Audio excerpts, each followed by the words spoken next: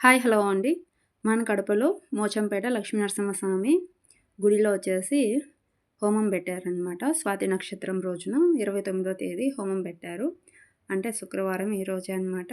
మేమొచ్చేసి amount కట్టాము. వాళ్ళు చెప్పారనమాట. ఏమని చెప్పారంటే, ఇంట్లో హెల్త్ బాగాలేకపోయినా పెద్దవాళ్ళకి ఒకటి పోతే ఒకటి వస్తా ఉన్నా గానీ, తాంత్రిక ప్రయోగాలున్నా గానీ ఒకరు అంటే గనక మన పైన ఒకరు పడి ఏడుస్తా మనకి నరదిష్టి ఉన్నా, ఏవి ఉన్నా గానీ అన్నీ తొలగిపోతాయి. రాహుకేతు దోషాలున్నా తొలగిపోతాయి. కుజ దోషాలున్నా తొలగిపోతాయి. ఈ పూజలు చేసుకోండి. అదే గనక బయట గనక తంత్రాలన్నీ చెప్పేసి వేలు డబ్బులు ముగిస్తా ఉంటారు కదా!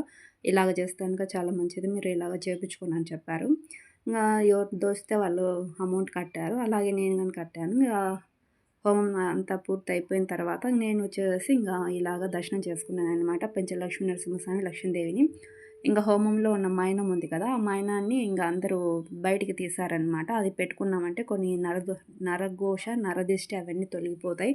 మన ఒంట్లో ఏయన్నా చెడు దృష్టి ఉన్నా గానీ తొలగిపోతుందని చెప్పారు. అందుకు అందరూ ఎగబడుతున్నారనమాట. ఒకటేమైనా ఒకరి మీద ఒకరు, ఒకరి మీద ఒకరు పడి తీసుకున్నారనమాట. ఇంక అది అయిపోయిన తర్వాత అన్నదానం అనమాట. ఇంగ మా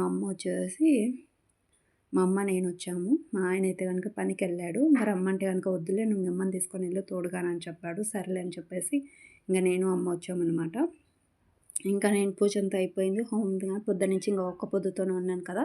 ఇంక ఇక్కడికొచ్చేసి హోమం అంతా పూర్తి చేసుకొని, ఆయన దర్శనం చేసుకొని మనశ్శాంతిగా